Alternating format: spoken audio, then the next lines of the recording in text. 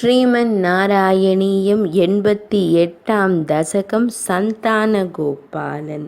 குருமகனை மீட்ட கதை கேட்ட தேவகி ஒரு வரம் கேட்டாள். தன் மக்கள் மீள இரணியன் மக்களாம் அவரே உன்னோடு ஒரு கர்ப்பவாசம் புரிந்தனர். விதியால் அருமை பலி அவனை முதலத்தில் கண்டு அருந்தவத் தாயிடம் புதல்வரை காட்டி அருள்புரி வைகுந்தம் அனுப்பினை அன்றோ அரியே உனக்கு அரியதொன்றுள்ளதோ? மிதிலையில் உயர்ந்ததொரு அந்தணன் வாழ்ந்தான், அதுபோல் சிறந்ததொரு மன்னனும் இருந்தான். எதுகுல மணி நீ அருள் செய்ய விளைந்து புதியதோர் பயணம் மேற்கொண்டு சென்றாய். வேந்தன் செல்வம் கொண்டு வரவேற்க அந்தணன் கனிகள் கொண்டு உபசரித்தான். உந்தன் மனமது மகிழ்ந்ததனாலே முந்தி அவர்க்கு முக்தியை அளித்தாய். பிறப்பிலே இறந்தன அந்தணன் சிசுக்கள் அறவோன் உன்னிடம் அழுது புலம்ப இறைவன் விதியென பகர்ந்தனை நீயே. மறைகள் போற்றும் பொருளென்ற போதும் முறையிலா அர்ஜுனன் கர்வம் அளிக்க இறைநீ எண்ணியே இருந்தனை போலும்.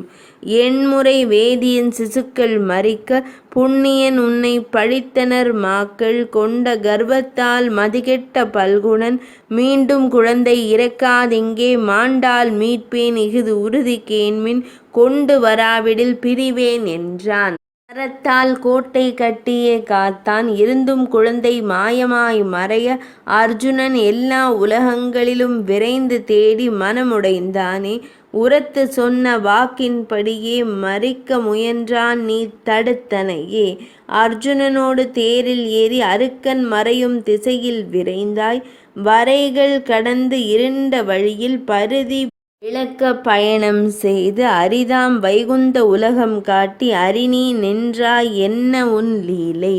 கண்டதோர் உலகில் நீயே இருந்தாய், கொண்டல் நிறமாய் நகைகள் அணிந்து வண்ண மார்பில் திருமகளோடு கண்ணன் உன்னை நீயே தொழுதாய். நரனும் நாராயணனும் ஆவீர் பரமாத்மா நான், என் நிழல் நீவீர் விரும்பினேன் காண குளவிகள் மறைத்தேன்.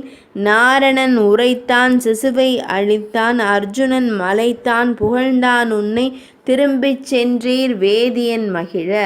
வழிப்புற வைத்தாய் லீலைகளாலே வேள்விகள் செய்தாய் பலவிதமாக, வாழ்விழி மங்கையர் மயங்க வைத்தாய்.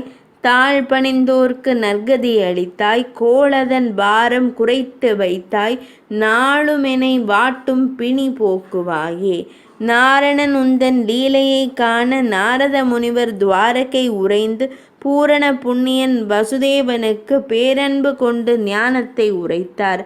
பேரறிவு பெற்ற உத்தவன்தானே பார்ப்புகள் பதரியில் தவமிருப்பானே. யோகத்தின் பாதை கடினமாமென்றே மோகமது கொண்டே கோபியர் உய்ந்தார்.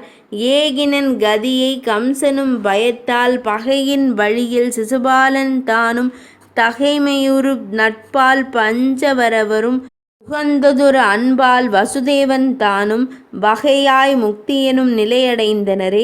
மிகையிலே உன்னிலும் உயர்ந்ததில்லை என்றால் இக வாழ்வின் துன்பம் நீங்கிட அருள்க. சுகம்தா பலம்தா பக்தியே வளர்க. 88ஆம் தசகம் இனிதே நிறைவடைந்தது.